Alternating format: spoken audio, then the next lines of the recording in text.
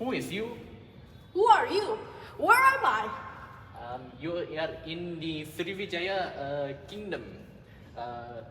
Let me show you around. Sure.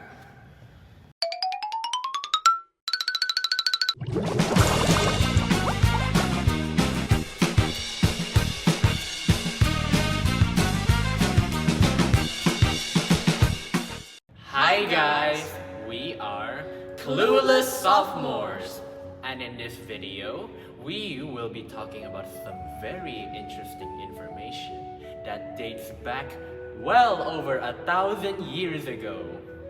Well, I'm sure it will be fun.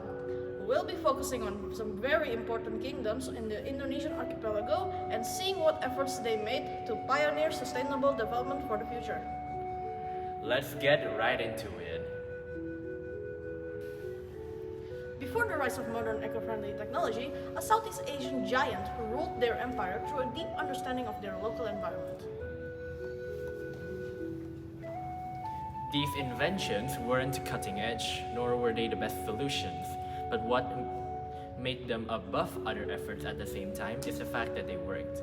For more information, please welcome our friends Andrew and Casey.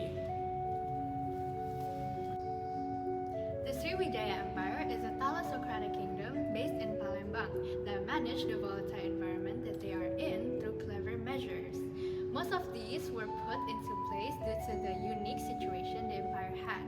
So today we are going to mention some of those technologies used back in their time. The first technology we're going to mention is the mangrove shields. So the Srivijayans, they had a great mangrove ecosystem and they used them to their advantage. They recognized that the root systems act as some sort of natural breakwater. And so by managing the mangrove swamps, they forced the heavy silt from rivers to settle in the coastline. The second one is modular raft houses. The Srivijayans created a floating houses on rafts in their capital city of Palembang. This was due to the unpredictable tidal forces and floods in the swampy area. This helped keep erosion and land pressure down, preventing the sinking of land like the ones we've seen before, like Jakarta. This made sure the population didn't have to deal with extensive flooding. The third and a very major technology that they had was, of course, shipbuilding. Of course, we know that Srivijaya is a very maritime kingdom, and so the shipbuilders of Srivijaya used several unique methods to construct their blue water ships. The first method is the European ships, which often use nails and rivets. Now, it made their ship rigid and also vulnerable to snapping up, especially in violent seas.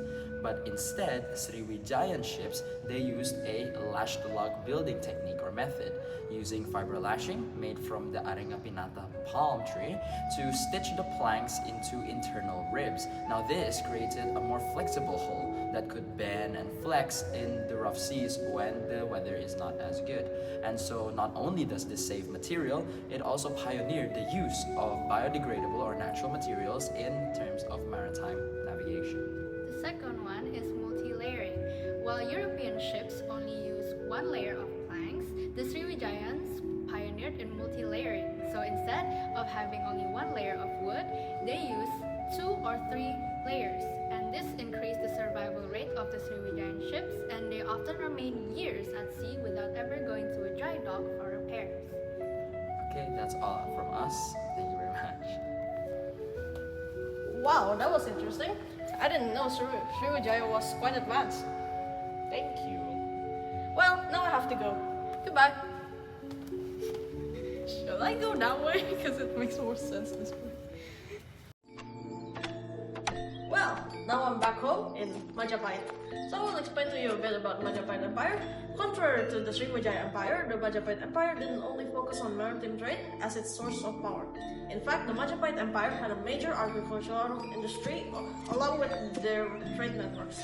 Therefore, the technology they pioneered was focused on sustaining their capital, Trowulan. So let's talk about some technologies that we have here. First of all, we have canal system. Trowulan, the Majapahit's capital, was built with a massive grids of brick-lined canals and reservoirs. Reservoirs were used as settling basins.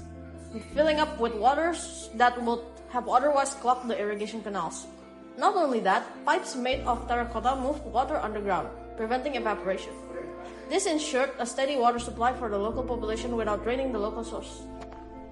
For the second one, we have Brantas River Management. As the Brantas River was Majapahit's main highway, it needed to keep it navigable and sustainable for trade. The empire put in some clever measures to control the river. Using river gates to regulate the flow of water, dredging and damming managed to keep the river depth stable, allowing for great ships such as Jong to reach inland ports even during dry seasons. Along the riverbanks, engineers used stacked bricks technique to prevent erosion, ensuring that valuable volcanic soil did not wash away, preserving it for years to come. And lastly, we have advanced shipbuilding. The Majapahit Empire created the famous Jong ships. These ships were 50 to 70 meters in length, with a tonnage capacity of 2,000 tons and carried up to 1,000 men. For some perspective, the Santa Maria, the ship Columbus used to sail America, was only 19 meters long with a tonnage capacity of 150 tons and only carried up to 40 men.